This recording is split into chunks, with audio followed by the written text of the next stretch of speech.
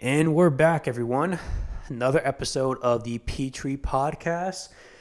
We got another Uniqlo sweater. Shout out to the Koreans again. You guys are killing it. But in this episode, we're going to be going over the Diddy trials. So we're going to be basically going over everything up to date with the Diddy trials, what led to the Diddy trials, the stuff that his ex-girlfriend Cassie said that she made him do. Scott Mescuddy, Kid Cudi coming to the mix. Kind of like the stuff that I heard being a New Yorker throughout the years about like Diddy being who he is and the weird shit that he likes. And if he is possibly going to get off on it, or is he going to be found guilty, which I am no legal expert, so I don't know what the fuck I'm talking about there, but I'm just going to give my own take and my own opinion. So we're going to be going over a lot on this episode. I have like a shit ton of notes to go through. But if you have been living under a rock, so P. Diddy, Puff Daddy, Brother Love, he is under he is under arrest right now for multiple different things, which I'm going to go over the charges. Basically, a lot of it's like sex trafficking, money laundering, that kind of stuff, essentially. He's being convicted by the feds, the federal government, which the federal government's conviction rate is 97%. So that kind of answers my question towards the very end there, if he's going to get off on it. Probably not. But basically, he is under arrest. He is currently being tried for these crimes, and the trial is currently happening. If arrested, basically he's not going to see a light of day for the rest of his life, essentially. So that's basically what's happening as of now, or why he's currently being arrested, or if you're unaware of the trial that's currently happening. Who P. Diddy is. Who is P. Diddy? If you don't know who P. Diddy is and you're saying, oh, he's just a rapper, you're kind of correct there. He's more so of like a music mogul, if you will. So he is the creator of Bad Boy Records. Bad Boy Records being a music label that signed artists such as like Biggie Smalls. That's the main reason why they grew so big. And throughout the years, Biggie has kind of branched out from music and went into different avenues, such as like he had a partnership with Ciroc, essentially. So he had his own like alcohol company, alcohol distribution, and that kind of stuff. He's had like multiple TV shows, or like reality TV shows. I think he's branched out into like fashion to some degree as well, with Sean John, that kind of stuff. So basically, the man is essentially everywhere when it comes to business wise. He really, when we talk about just him as a businessman, you can definitely say he is successful. That's definitely warranted. You can definitely say he's a good businessman. That's definitely warranted, just looking at his whole catalog of shit that he's done so far. So we're not going to take that necessarily away from him. I see a lot of discourse online saying, oh, he's talentless or this or that. I'm like, all right, like a little bit of a stretch there to say that, yet he is a piece of shit, most definitely. But to say that he's talentless or like, everything is a fraud, I don't think that's necessarily accurate. But is he a terrible human being? From what has been discussed during the trial, 100%, most definitely. So to get into the trial and what Diddy is basically being faced with. So he has 5 criminal counts in total, and these include 2 sex trafficking, which he has denied all allegations and charges of racketeering, sex trafficking, transportation to engage in prostitution. So basically, they're hitting Diddy with a RICO charge, which a RICO charge, if you know, is the exact charge that they went to, or they utilized to take down like the mob in like the early 70s and or 80s in New York. So it's basically a charge that's just to, basically, if they get you with that charge, you're going behind bars for a very, very, very long time. So the prosecutors are arguing that P. Diddy had a legitimate business empire spanning music, clothing brands, alcohol, media properties, which is obvious, but that he was using those businesses to fuel and hide criminal activities. So to think of this charge as like money laundering, but instead of money, P. Diddy accused of laundering actions. So according to the federal indictment, those included kidnapping, arson, bribery, forced labor, abusing, and coercing women.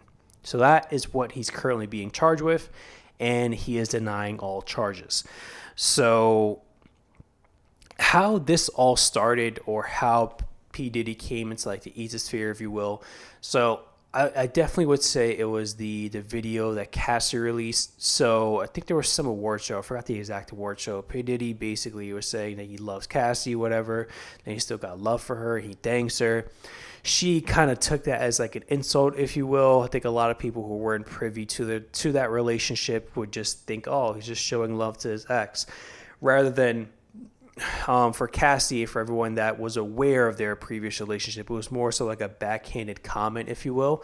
So she then releases the video of the, basically, I think everyone saw it just about now. So he was beating up Cassie in looks like a hotel hallway. She was trying to get away. She was trying to get into the elevator. He was in the towel. He caught up to her, beat the crap out of her. That was basically the video. I don't suggest anyone going in and watching that video, to be honest with you. It's pretty graphic. I don't think everyone needs to see that. But basically, they settled out of court and for a disclosed fee. So that didn't go to court. That was a personal settlement. Basically, he gave her money so that she doesn't press charges on him. And I feel like that's what kicked off this whole thing of Diddy being investigated. Now, of course, the federal government probably was investigating him for a while up until this point. But that's what kind of kicked off like people now paying attention to P. Diddy, if you will. Getting into the trial, so the exact things that were discussed during this trial, or for instance, what Cassie was discussing or was stating that P. Diddy made her do. So in the sex trafficking, the sex trafficking and transportation to engage in prostitution charges, the government is accusing P. Diddy of coercing women and participating in commercial sex acts with him and with male sex workers. So basically, he is hiring these sex workers, male and women, to do these sex acts on people that are against it, essentially. So people who don't want this to happen. So basically, he is forcing these women and or people to have these sexual relations with these prostitutes that he hired. And he has also hired these prostitutes and brought them over different state lines, which is also a crime in and of itself as well. So going back into my notes here, I'm trying to look at where I left off. So he also allegedly arranged for women and sex workers to be flown to him across state lines, which I discussed. That's a big part of what Cassie has testified about. She said that she felt forced to participate in P. Diddy's so-called freak-offs. People are asking what exactly is a freak-off. It's basically just an orgy, if you will, of just nasty things happening, man. Just nasty sex acts happening for days on end, essentially. That is the definition of a freak-off, which was completely made up by P. Diddy. I had never heard that word in my life up until this happened. So yeah, she called these freak-offs that she cannot safely leave. So P. Diddy is stating that, or his defense team is stating that Cassie chose to stay in their toxic relationship and chose to willingly participate in these freak-offs. The government indictment includes at least one other alleged victim who will testify against P. Diddy under a pseudonym. So you have Cassie testifying, you're also going to have another person testifying as well regarding the freak-offs. So the freak-offs lasted years as far as like the tenure of when it was happening. So of course a freak-off didn't last for a year straight, but essentially it lasted 4 years. So I think like a majority of Cassie's relationship with P. Diddy was just freak-offs after freak-offs, just countless freak-offs, bro. Just like an endless amount of freak-offs, essentially. I think they were together for like almost like 10 years or something like that. So it's just a lot of freak-offs happening over a 10-year time period. Of that, P. Diddy was often in the room right beside Cassie during these freak offs, which was she's alleging. And if he wasn't in the room, he would sometimes watch over FaceTime. She says if in the first year of the encounters, he began recording the freak offs, so it was on video. Cassie did state that she often asks for them to delete or for the videos to be deleted because she doesn't want people or anyone seeing her within that light. So it seems like it happened the first year of their relationship. The freak offs were already occurring. It was videotaped. She would ask for them to delete those videotapes, or she would do it herself because she doesn't want that coming out to light, which I totally don't blame her. So she also stated that P. Diddy's level of control is the undercurrent of much of the testimony about freak-offs. So she's talked about basically, and we're going to get graphic here, so viewer discretion is advised, and some of the things that P. Diddy allegedly made her do during these freak-offs. One being that basically she talked about choking after men urinated in her mouth, raising her hands to beg for it to stop. Escorts would pay less if they ejaculated at times other than directed. Drugs were used as fuel. The prosecution is trying to make the point that P. Diddy was in charge of everything that happened, including the humiliation. So one thing that definitely became very popular in discussion of this trial and since it came to light is that, male escorts peeing in Cassie's mouth. And the defense is stating that she wanted that to happen. Prosecutors are saying that she was forced for it to occur. While she was talking about it, she did seem visibly very uncomfortable about it. And I didn't hear the exact discourse from the male performers who did the alleged acts to Cassie and whether or not, in their personal opinion, if they thought she was into it or not into it. I think just off the bat, most women are probably not into that shit, to be honest with you. Most men are even not interested in that. So do with that information if you will, but that's one thing that she alleged that P. Diddy would force these people to do to her. Not only that, but she did say that, during these freak offs, dudes would bust, of course, on her. She would take that nut, rub it on P. Diddy's nipples. That's another thing that people I'm sorry to laugh, but I'm laughing because people lost their mind about that.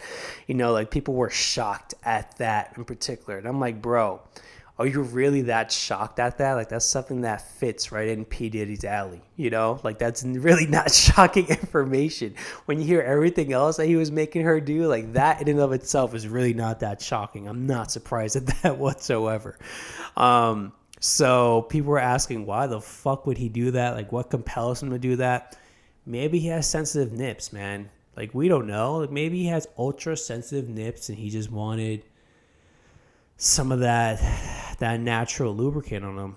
Not sure, but apparently that's what he likes, and honestly, I'm not shocked at that whatsoever. So she also testifies that the drugs were heavily relied on during these freak offs on her behalf, and the reason why she was so drunk up during these freak offs is to kind of just separate herself from the experience. So it's kind of just like removing herself from reality, if you will, which is the reason why a lot of people do drugs as a whole. I think people who are either smoking weed a lot or just doing like a lot of drugs for whatever apparent reason, I always had the belief that they're trying to separate themselves from reality in some way, shape, or form. They're trying to escape the current reality they live in, whether it be because things are not going their way or it could be better, or like past trauma or anything along those lines, or current trauma, which is current at the time was happening to Cassie. So that's a reason for her to remove herself from that point. But I do think that people who do drugs, or a heavy use, recreational use is different, but a heavy use of drugs, which seems like Cassie was doing for these freak offs in particular, it was because to remove herself from the situation in a way, which the drugs that were described were all over the place. So basically, whatever drug of choice that day is what she did. So if it was cocaine, if it was weed, if it was LSD, if it was ketamine, if it was ecstasy, doesn't matter what it is. whatever drug that was available during that day for that freak off is a drug that she did just to try to get away from it all mentally. So, and a lot of the time she stated that these drugs did in fact make her sick, which I am not surprised at that either. You know, mixing a lot of these drugs and the freak offs would last for prolonged periods of times, and you're constantly doing those drugs, they're going to make you sick. But P. Diddy would advise her to continue onwards, even with the condition of her feeling sick from these drugs. So the prosecutor is asking Cassie essentially for a detailed description of what the hotel room would look like after the freak-offs have occurred. So Cassie says that there would be baby oil all over the walls and on the door handles. There would also sometimes be blood in the linens because she was expected to have these freak-offs even while on her period, unfortunately. Cassie did state that there could be urine on the sheets because P. Diddy would sometimes direct an escort to urinate on her, which we go back to, you know, the peeing in the mouth thing. She did not want that to happen, she states, but there was no conversation about her personal preferences. So another thing that really came about and people kind of lost their minds over is the fact that he had so much fucking baby oil, which is like the amount of baby oil he had on hand at one of his mansions were like gallons upon gallons upon gallons of baby oil. Like the people who rated it state that they've never seen that much baby oil in their entire life. That it's insane that one person can literally own that much baby oil. And the thing that I always found weird was that you're definitely not buying all that baby oil in cash. You're utilizing your card. You're utilizing your credit card. So the banks, no one raised an alarm of like, yo, why is this motherfucker buying gallons upon gallons of baby oil all the time? Granted, buying baby oil is not illegal by any means, but you would think something would get flagged if someone is buying a copious amounts of baby oil to the point where it's like, yo, why is this motherfucker buying so much baby oil? Like, should we look into that? Should we report that? Like, is this possibly fraud? Like, why are you buying this much baby oil? Granted, I'm not sure if the banks even did that, but that's just weird that if you're seeing a bunch of charges of just fucking baby oil nonstop, you're like, yo, maybe something's going on here, because that's really, really weird. That's very, very outside of the norm. But I digress. So he had an extreme amount of baby oil. Cassie did state that he just loved things shiny. You know, she would constantly be having to utilize baby oil the entire time during these freak-offs. And these freak-offs lasted for days. These freak-offs went on for literal days, like 2-3 days on end, and they happened on like a weekly format. So like, I can't even imagine the mental strain it would have on one person or just multiple people that you're doing that shit weekly for years on end. That's like 56 hours of just freak offs nonstop. And I definitely butchered the math there. I try to do the exact hours of days, but that's like at least over the span of 3 days, like 40 hours of just freaking off. Like that's, no one could sustain that, and especially with that much baby oil. You know, that's gonna fuck up pH balances and everything. So yeah, it's just very weird that it's very weird that he had that much baby oil on him while he liked shit that shiny. The internet lost their mind when they found out about it, and honestly, I don't blame them, because that's just straight up really weird. But as we're coming to know, P. Diddy is just a weird guy in general. So those are so far the things that she alleged that P. Diddy has done or has coerced her to do, essentially. The trial is still ongoing. We're only on like day 9 of the trial, so more things are going to be coming to light as the trial goes on. One thing that came about fairly recently for the trial was that, you know, Kid Cudi stepping in and testifying on behalf of the prosecution. So basically what had happened was Kid Cudi started dating Cassie a couple years ago, I think right after P. Diddy and her broke up. P. Diddy was jealous, and apparently, allegedly, P. Diddy blew up his car, right? So P. Diddy fucking blew up his car like a mobster straight out of a movie, and that is what Kid Cudi is alleging that has occurred. So on top of like, other like what's that word for it? I'm blanking out on the word, but other, not accusations, threats. There we go. How did I blank out on threats? Anyway, so on top of other threats, he blew up his car. So the discourse online has been really weird at this because a lot of people from the rap community are just like, yo, Kid Cudi's a snitch, he's a rat, things along those lines. I'm like, yo, Kid Cudi has never been a thug. He's not a thug. He's not a thug dude, He's not like a hardcore rapper or like, like a...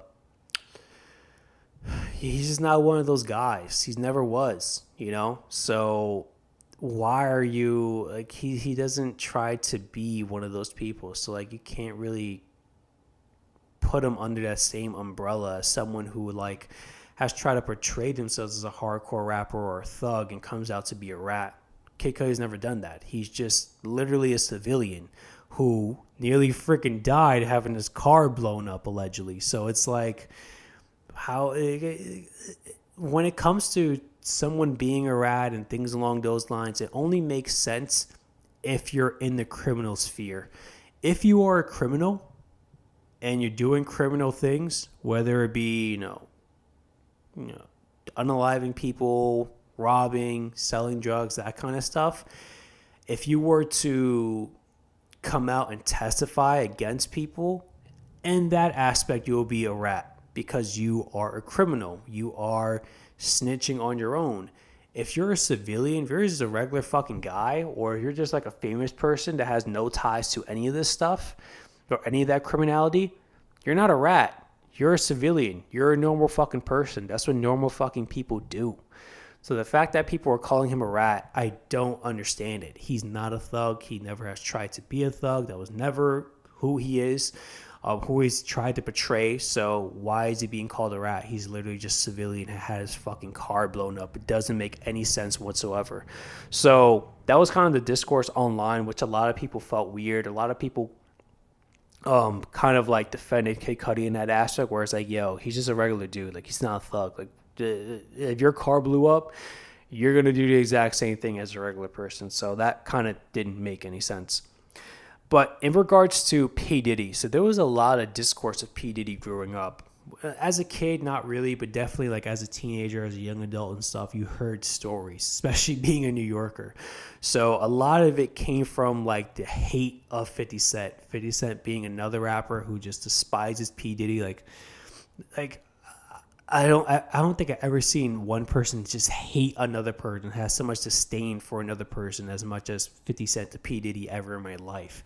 So, 50 Cent has been sounding the alarm on P. Diddy for years. 50 Cent has been saying that P. Diddy has been doing this weird stuff, has been a fucking weird dude in this stuff for years, like literal years. He's been saying it. He's been a hater. He's been doing all of that for years. I think there's even a documentary series on HBO Max about P. Diddy and some of the other stuff that has happened outside of Cassie.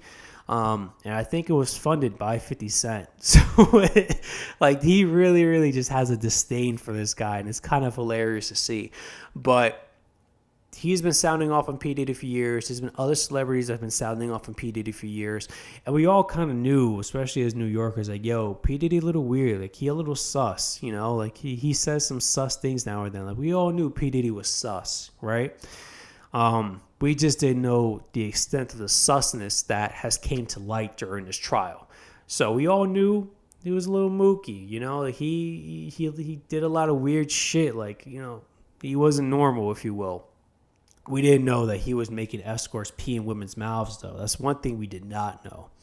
And that's just from, like, the general discourse online. Also, like, being entrenched in, like, the rap culture in New York. Like, you heard this stuff flying about. So it wasn't really surprising for us New Yorkers hearing this shit. Like, yo, we all knew he was fucking, like the semen on the nipple stuff. It's like, bro, we all knew that. Like, we all knew he kind of liked that weird shit. But we just didn't know that he was basically forcing women to do freak offs. That we didn't know.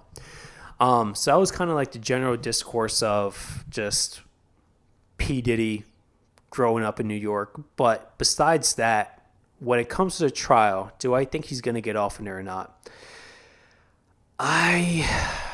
Dude, the federal indictment rate is 97%. They have a 97% conviction rate, bro. Like, if they want you behind bars, dude, they're going to get you behind bars.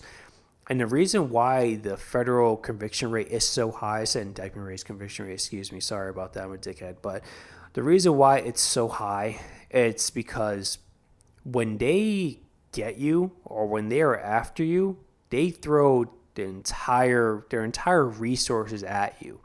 There's no stone left unturned. They have everything planned out for years. They have all of the mounting evidence possible to convict you.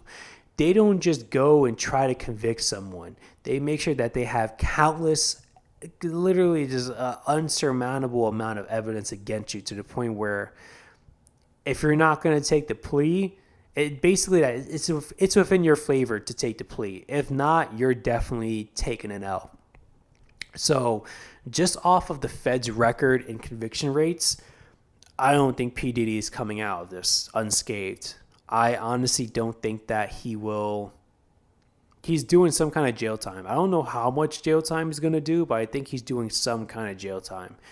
I just don't see him beating the feds, man, especially because they have so much evidence on him. Like, when they raided they raided like all of his homes, and he wasn't prepared for the raid. So they got everything. They got hard drives, they got fucking pictures, they got video evidence, they got everything from this man's premises, excuse me. I'm not even sure if that's plural. I don't even think so. What is English? But basically, they got it all, bro. So there's so much evidence there from what's allegedly being said. If it is true, or there is some truth to it, there's a lot of evidence they have that supports it. So he might get off on some things, on some of the indictments. Like, there's 5 different indictments, so he might be like 2-3 of the charges. They're getting him on something, though. That's definitely going to happen. So I don't know how much time he's going to do. Probably not that much, because celebrities get away with literal murder in this country. But is he going to completely get off on it? I don't think so. Not only that, but a lot of defense attorneys have kind of they just turned off to this case. So he tried to hire people, and people would be like, yeah, no. They would review the shit, and they'd be like, no, there's no way. You're cooked, essentially. Or they would just be so turned off by the allegations, just sick to their stomach by the allegations, they would just be like, yeah, no, I can't do this. This is just sick. I can't defend you. You're just a fucking sicko. So yeah, I just don't see him getting off, man. But as a P. Diddy trial up until this point, definitely when everything is concluded, I would update you guys. Same thing with the Anthony Metcalf trial. That's still ongoing. Once it's concluded, I will update you guys. Also, with the freaking Luigi Mangione trial, once it's concluded, I'll update you guys. But yeah, that's the P. Diddy trial, P. Diddy scandal in a nutshell. It's going to get weirder and weirder and weirder as we continue. Yeah, tried my best to go over all that information. There was a lot of information to go over. So if I stuttered a million times, my bad, bro. English is just not with me today for some reason. But I hope you guys enjoy, and I'll catch you on the next one. Bye, guys.